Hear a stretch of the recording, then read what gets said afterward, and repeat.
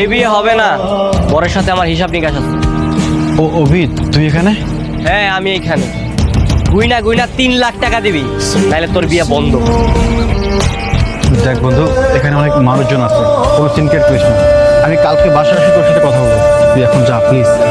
এইখানে ওইখানে বাস বাগানে কোনোখানে কোনো কথা হবে না। তোর কাছে আমি টাকা পাই, টাকা দিবি, তারপরে কবুল বলবি। ভাইয়া কি হচ্ছে আমি তো কিছুই বুঝতে পারছি না।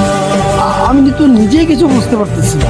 আচ্ছা তুই চুপ করে বয়, আমি দেখতেছি। এই কাজী সাহেব, ওর কাছে আমি 3 লাখ টাকা পাই, আর ও যদি আজকে আমার টাকা না দেয়, এই বিয়ে আমি কোনোভাবে হইতে দিব না। এই ভাই শোনো, আজকে আমার বোনের, তুমি চুপ করো, মানে শুভ বিবাহ অনুষ্ঠিত হচ্ছে, মানে শুভ কাজটা হয়ে যাক, তারপরে আমরা এই টাকা পয়সা নিয়ে আলাপ করবো। আর তুমি যদি আসছো, খাওয়া দাওয়া করে যাবার সময়। হ্যাঁ, কোনো শোনাশুনি নেই। ওর কাছে আমি টাকা পাই, টাকা দিব, আর ও যদি আজকে আমার টাকা না দেয়, ওর বউরে আমি উঠাই নিয়ে যাবো। অভি, তুই এটা কেমন কথা বললি? আমার বউকে নিয়ে যাবে মানে? হ্যাঁ আমি যা বলছি ঠিকই বল। এখনই তুই টাকা দিবি, আর যদি টাকা না দেয়, সত্যি যদি তোর বউ উঠাই নিয়ে যাবো। মা তোর কি মনে হয় ছেলেটাকে সত্যি সত্যি তোকে তুলে নিয়ে যাবে? আরে না, আমাকে কেন নিয়ে যাবে? ও হয়তো এমনি রাগ করে বলছে, আমার তো তাই মনে হচ্ছে। বন্ধু আমার, দেখ এই মুহূর্তে আমার কাছে এতগুলো টাকা নেই, তবে আমি তোকে কথা দিচ্ছি কিছুদিনের মধ্যে তোর সব টাকা ফেরত দিয়ে দেবো। তোর কাছে টাকা নাই তাই না? হ্যাঁ তোর কাছে টাকা নাই, এত ধুমধাম করে বিয়ের আয়োজন করতেছ, তোর কাছে টাকা নাই না? হ্যাঁ দুনিয়ার সবকিছু করছ, তোর কাছে টাকা থাকে, আমার টাকা দিতে গেলে তোর কাছে টাকা থাকে না। নাটক। তাই বলে তুই আমার বউকে তুলে নিয়ে যাবি? আর আমি তো এখন পর্যন্ত কবুলই বলতে পারলাম না।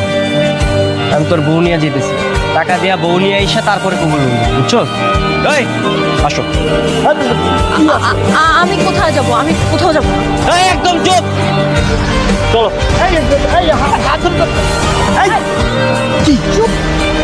আপদ যাচ্ছে, যেতে দাও। কি বউরে নিয়ে যেতেছি বন্ধুক হিসাবে, টাকা দিয়া সারাই নিয়ে আসবি, বুঝছো?